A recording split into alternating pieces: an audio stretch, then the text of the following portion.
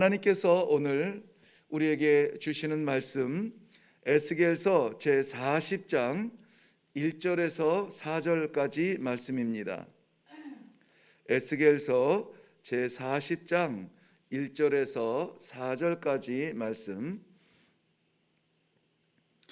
네, 우리 다 같이 한 목소리로 읽겠습니다. 시작. 우리가 사로잡힌 지 25째 해 성이 함락된 후 14째 해 첫째 달 10째 날에 곧 그날에 여호와의 권능이 내게 임하여 나를 데리고 이스라엘 땅으로 가시되 하나님의 이상 중에 나를 데리고 이스라엘 땅에 이르러 나를 매우 높은 산 위에 내려놓으시는데 거기에서 나무로 향하여 성읍 형상 같은 것이 있더라. 나를 데리시고 거기에 이르시니 모양이 놋같이 빛난 사람 하나가 손에 3줄과 측량하는 장대를 가지고 문에 서 있더니 그 사람이 내게 이르되 인자야, 내가 내게 보이는 그것을 눈으로 보고 귀로 들으며 내 마음으로 생각할지어다. 내가 이것을 내게 보이려고 이리로 데려고 왔나니 너는 본 것을 다 이스라엘 족속에게 전할지어다 하더라. 아멘, 아멘. 한번 잠깐 생각해 볼까요? 없어서 못 먹는 사람이 있고 있어도 못 먹는 사람이 있습니다. 누가 더 불쌍할까요? 네, 뭐 생각이 뭐 둘 다 불쌍하죠. 어쨌든 못 먹으니까. 근데 없어서 못 먹는 사람은 없으니까 못 먹어요. 불쌍합니다. 그런데 있는데도 못 먹는 사람은 그 더 불쌍하지 않을까요? 그런가 하면은 있는 것을 마음껏 먹고 누리는 사람이 있습니다. 그 사람은 진짜 복된 사람이죠.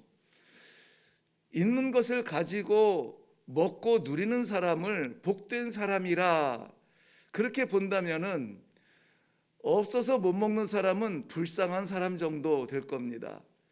그런데 있는데도 누리지 못하고 먹지 못하는 사람은 도대체 어떤 사람일까요?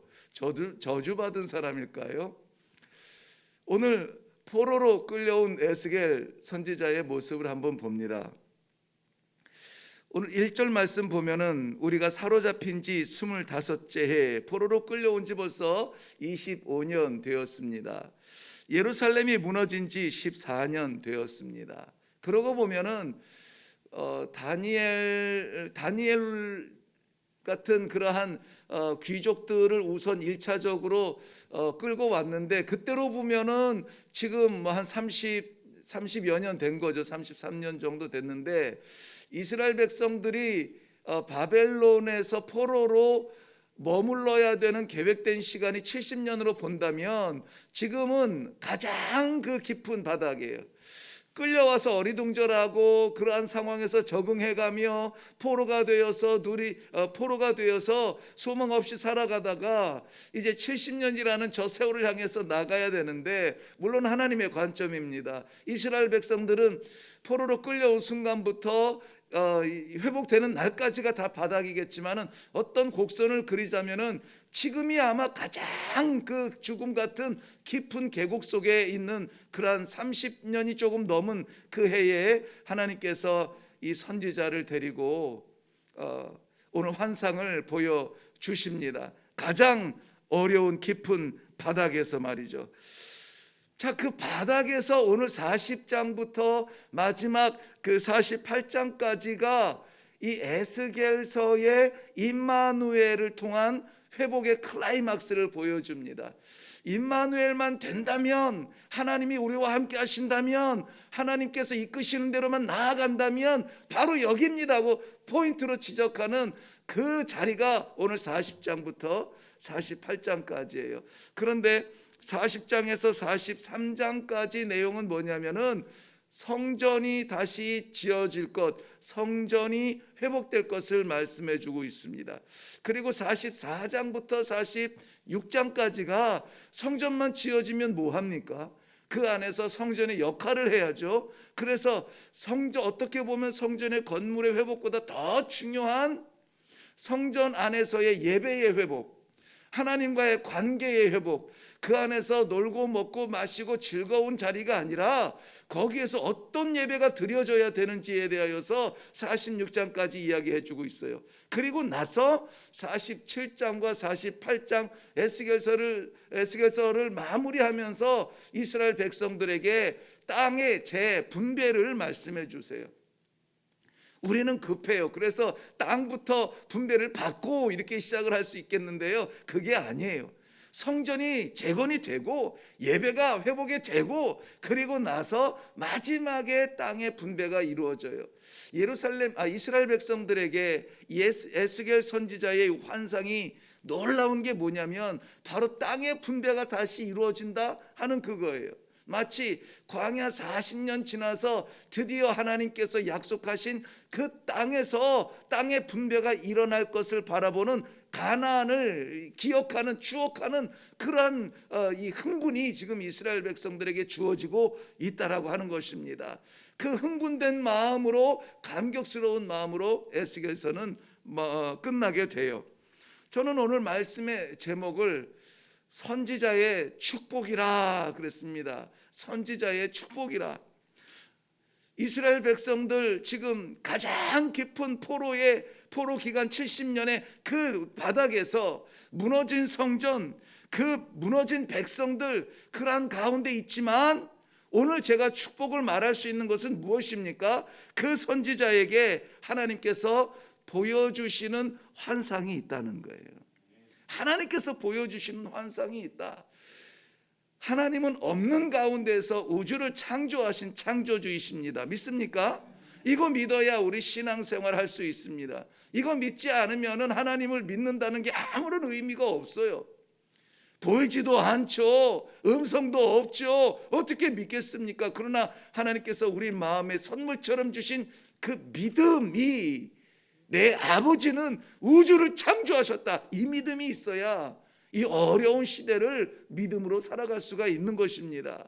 그러므로 믿음은 내가 갖는 것이 아니라 하나님께서 선물로 주시는 거라고 했는데요, 오늘 살아가는 성도들에게 에스겔 선지자에게 보여주신 이 환상의 축복이 우리 모두에게도 있기를 주님의 이름으로 축원합니다. 그런데 이 성전과 예배와 나라에 대한 환상을 누가 보여주느냐 하는 거죠. 누가 보여주느냐. 우리가 너무 답답하니까 이제는 회복되어져야 되는 거 아니야? 이제는 좀 다시 돌아가야 되는 거 아니야? 우리가 계획하고 우리가 작전을 짜고 우리가 꿈을 꾸고 우리가 노력을 해서 이루어지는 것이 아니라는 거예요. 에스겔 선지자는 오늘 하나님께서 그를 이끌어서 데리고 가셨어요.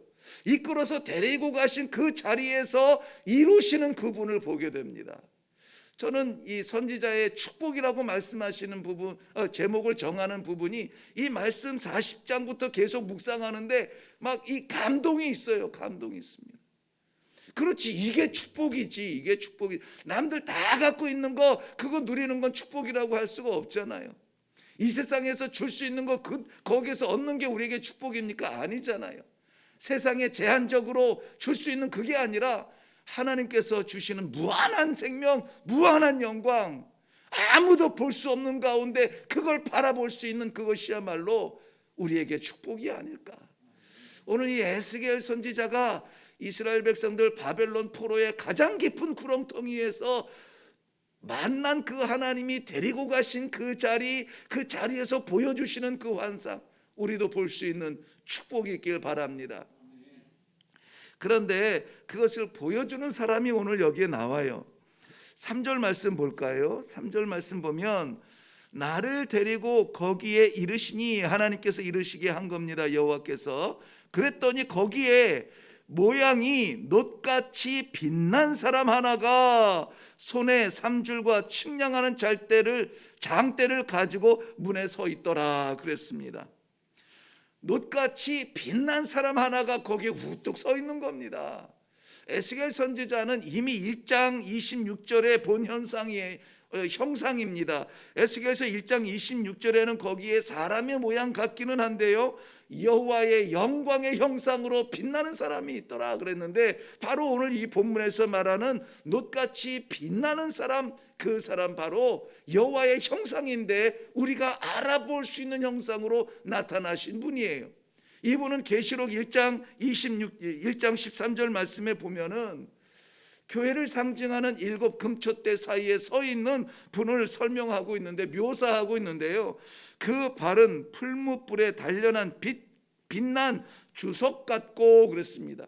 뭐 번역을 다르게 한 이유는 잘 모르겠습니다만은, 계시록에서 7 교회 사이에 서 있는 그 인자 같은 분이 그 발이 빛난 주석 같다 말할 때, 여기 주석과 오늘 여기서 놋같이 빛난 사람의 놋은 똑같이 브론즈라고 하죠.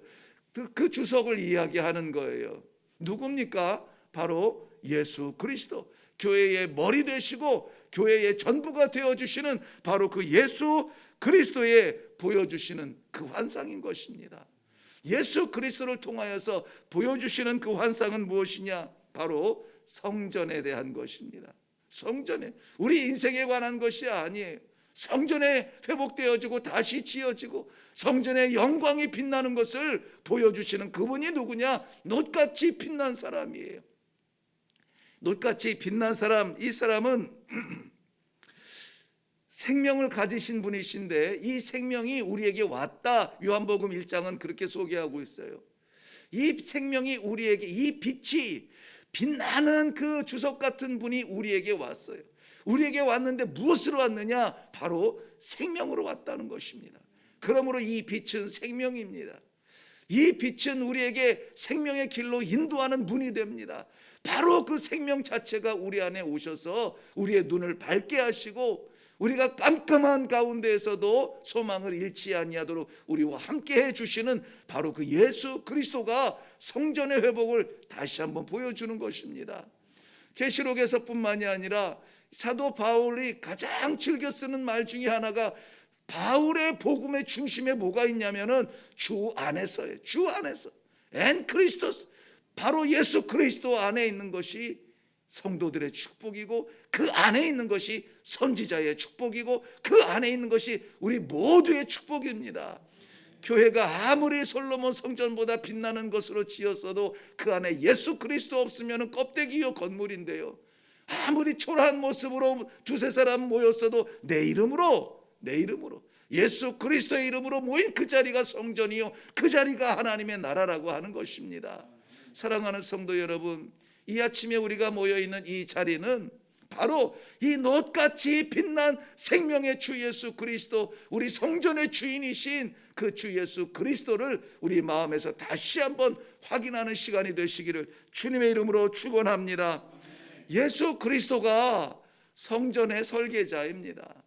오늘 여기에서 보면은 넓이를 재는 그러한 3줄과 길이를 재는 장대를 손에 쥐고 계신다. 그 뒤에 계속 나오는 게 뭐냐면은 그 성전에 대한 측량을 얘기하세요.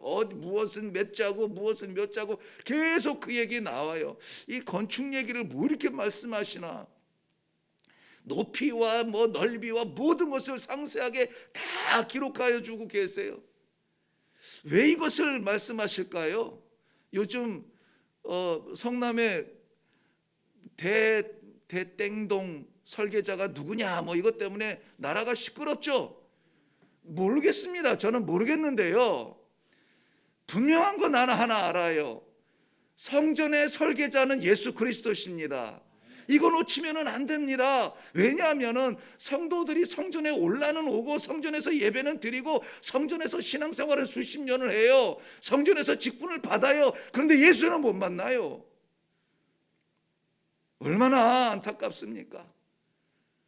성전에서 누구 만나야 됩니까? 예수 그리스도 만나야 돼요. 왜 그렇습니까? 그 성전의 설계자가 누구예요? 예수님이십니다. 교회의 머리가 예수 그리스도시고 모든 교회 성도의 지체가 바로 예수 그리스도의 몸된 성전이라고 했습니다. 우리 그래서 같이 함께 지어져가는 하나님의 나라라고 분명히 성경은 말하고 있습니다.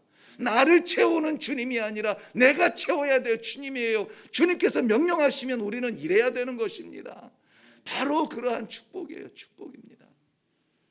성전의 설계자 되어주시고 성전의 건축자 되어주신 예수 그리스도, 내 삶의 설계자 되시고 내 영혼의 건축자 되어주시는 예수 그리스도를 바라보는 이 놋같이 빛난 사람 앞에서 우리가 서 있는 이 아침, 그 말씀 앞에 서 있는 이 아침, 어찌 복되다 말하지 않겠습니까?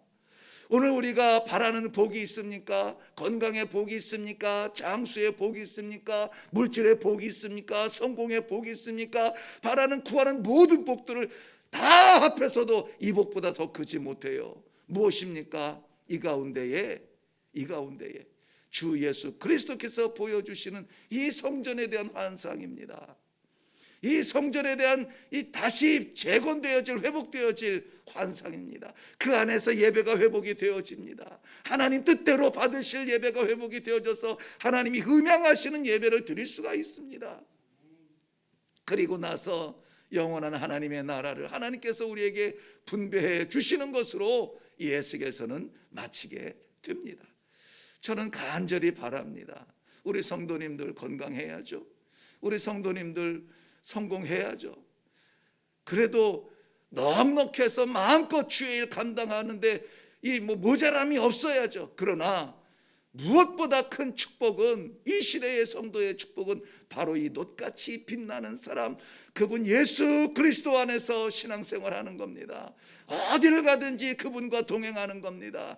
그분의 뜻을 이루는 겁니다. 그분도 오늘 그 말씀에서 하시는 결론이 그거예요. 우리 4절 마지막 절에 보면은 너는 본 것을 다 이스라엘 족속에게 뭐 하라고요? 전할지어다. 너만 만나고 너만 알고 너만 누리고 너만 행복한 것이 아니라 선지자가 이 엄청난 축복의 현장에 맛을 봤으면, 이 생명을 얻었으면, 이 빛을 보았으면 뭐 하라고요? 전하라 이거예요. 전하라. 나누어라, 말해라, 증거해라, 증인이 되어라 라고 말씀하고 있습니다. 자, 오늘 우리 삶의 목적이 분명해졌습니다. 삶의 배경이 분명해졌습니다. 내 인생의 주인이 분명해졌습니다. 그렇게 삶으로 인하여서 우리를 이 시대의 성전으로 세워주신 우리 하나님께서 기뻐하시는 복된 삶을 사시기를 주님의 이름으로 축원합니다. 기도하겠습니다. 살아계셔서 어제나 오늘이나 내일이나 동일하게 역사하여 주시는 하나님 아버지 은혜를 감사합니다. 에스겔 선지자 이스라엘 백성들 대표한 그 지옥 같은 포로 생활 한 중심에서 오늘 이 환상을 보여줌으로 말미암아 선지자로서 누리는 최대의 축복을 맛보게 하신 그 하나님, 어디로 가야 될지 알지 못하는 이 암담한 시대 가운데 주의 사랑하는 백성들 말씀 앞에 서게 하시고 이 환상을 같이 보게 하시고 꿈꾸게 하시고 기도하게 하시니 감사합니다. 이 복된 삶을 살아갈 수 있도록 하나님 아버지 함께하여 주시옵소서. 감사드리오며 예수님 이름으로 기도하옵나이다. 아멘. 오늘 이 아침에 기도할 때에 이런저런 기도의 제목들과 어려움들이 있을 줄로 합니다. 그러나 무엇보다 중요한 것, 이 노처럼 빛난 사람 예수 그리스도 중심의 삶을 우리가 회복해야만 합니다. 그것보다 더 큰 축복이 없습니다. 이러한 가운데서 말씀으로 우리가 소망을 바라보는, 그 빛을 바라보는 이것보다 더 큰 축복은 없는 줄로 생각이 되어집니다. 아버지, 내 마음에 하나님을 바라보는 찌꺼기들을 다 치워주시고 순전하고 깨끗한 마음으로 이 빛을 바라보게 하여 주시옵소서. 그래서 그럭저럭 살아가는 삶 하루가 아니라, 끌려가는 하루가 아니라 오늘 하루 정말 축복의 사람, 복된 사람으로 이 시대의 성도로 살아가게 하여 주시옵소서. 오늘 이 시간에 성령의 도우심을 간절히 바라며 정말 복된 삶을 살기를 하나님 앞에 헌신하며 이 시간에 같이 기도하며 내려가겠습니다. 다 같이 기도하겠습니다.